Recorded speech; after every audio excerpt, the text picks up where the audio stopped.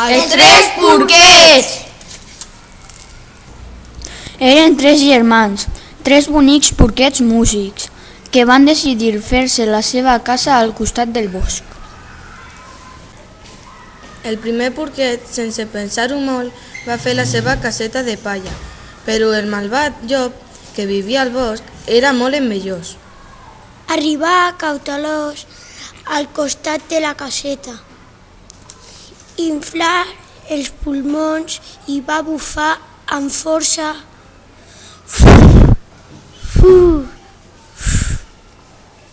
I tota la caseta es va enfonsar mentre fugia el porquet.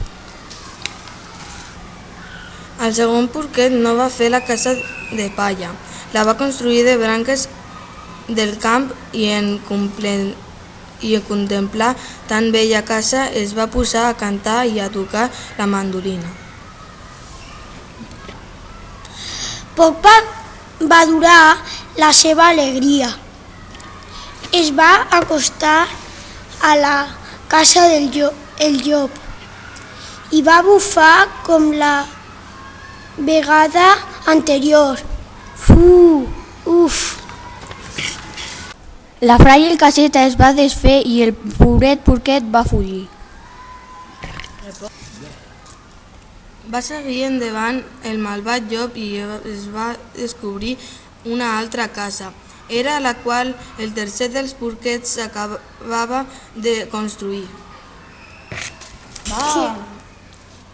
Va pensar el llop. Quan bufi sobre ella volarà i em menjaré els tres porquets. Els he vist tancar a la casa fa uns moments. No obstant això, per molt que el llop va bufar i bufar fins quedar-se sense ales, no va poder enderrocar la caseta. Com era possible això? Què havia passat?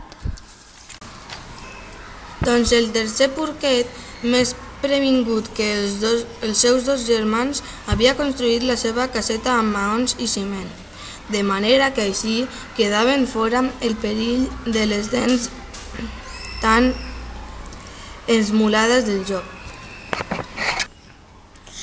Porquets, no em obriu la porta? Va cridar el llop molt enfadat.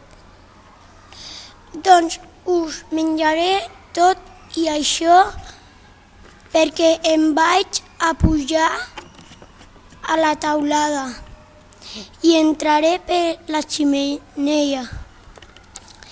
Quin banquet m'espera, senyors porquets? Llavors, el tercer porquet va tenir una feliç idea. De pressa, germanets! Porteu molta llenya i enchem-nos-la al foc perquè bulli de seguida l'aigua de la caldera. Ja noto que el llop comença a baixar per la xemeneia. En efecte, l'aigua va bullir promptament i el malvat llop va caure a la caldera i va morir abraçat, amb la qual cosa va pagar les seves moltes malifetes. Llavors, els nostres tres porquets van ballar, doncs el ferotge llop es van salvar. Conte contat, contes acabat. Adeu!